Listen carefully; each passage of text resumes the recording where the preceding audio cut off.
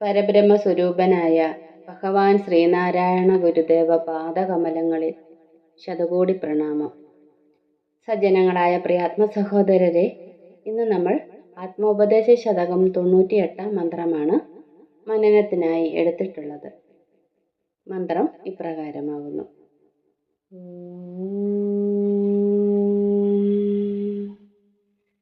ഇതുവരെ നാം ഒരു വസ്തുവിഞ്ഞറിഞ്ഞില്ല, അതിസുഖമെന്നനിശം കതിക്കയാലേ.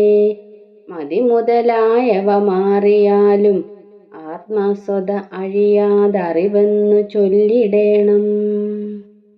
ഇതുവരെ നാം ഒരു വസ്തുവിഞ്ഞറിഞ്ഞില്ല, അതിസുഖമെന്നനിശം കതിക്കയാലേ. മതി മുതലായവ മാറിയാലും ആത്മസ്വത അഴിയാതറിവെന്നു ചൊല്ലിടേണം. നമുക്ക് വാക്കുകളുടെ അർത്ഥം നോക്കാം. അതിസുഖമെന്ന് കൂടുതൽ സുഖം വേണമെന്ന്, അനിശം എപ്പോഴും, കതിക്കയാലേ പറയുന്നത് കാരണം, ഇതുവരെ ഇത്രയും കാലമായിട്ടും നാം ഒരു വസ്തു, ഏകമായ ആത്മവസ്തു ഇങ്ങഴിഞ്ഞീല, ഇവിടെ അറിഞ്ഞതേയില്ല. മതി മുതലായവ, നാനർത്ഥ ഭ്രമത്തിന് ഇടവരുത്തുന്ന ചിന്തകൾ മാറിയാലും ഇല്ലാതായാലും ആത്മസ്വത ആത്മസത്വം അഴിയാതെ അറിവെന്ന് അഴിവില്ലാത്ത അറിവാണെന്ന് ചൊല്ലിടേണം, മൊഴിഞ്ഞിടേണം. ഒരിക്കൽ കൂടി അർത്ഥം പറയാം. കൂടുതൽ സുഖം വേണമെന്ന് എപ്പോഴും പറയുന്നത് കാരണം, ഇത്രയും കാലമായിട്ടും നാം ഏകമായ ആത്മവസ്തു ഇവിടെ അറിഞ്ഞതേയില്ല. നാനത്ത ഭ്രമത്തിന് ഇടവരുത്തുന്ന ചിന്തകൾ ഇല്ലാതായാലും ആത്മസത്വം അഴിവില്ലാത്ത അറിവാണെന്ന് മൊഴിഞ്ഞിടേണം.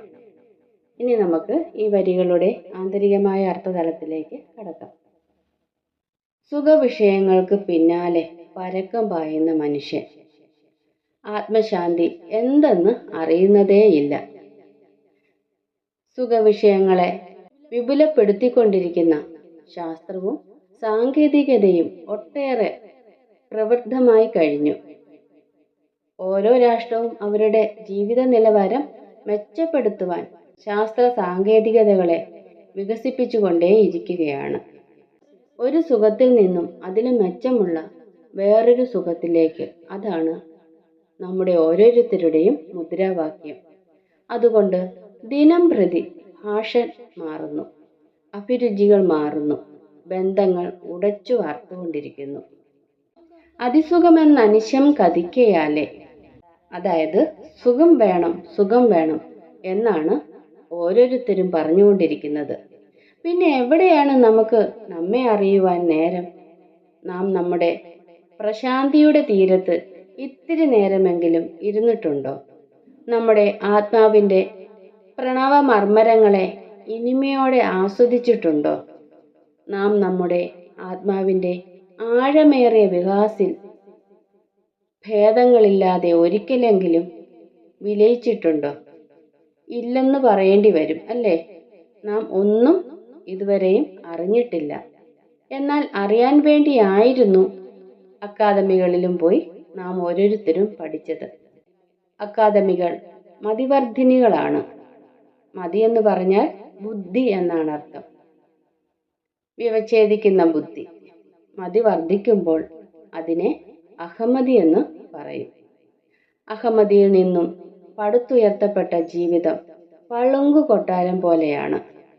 ചെറിയൊരഗാധം മതി തകർന്ന് തരിപ്പണമാകും.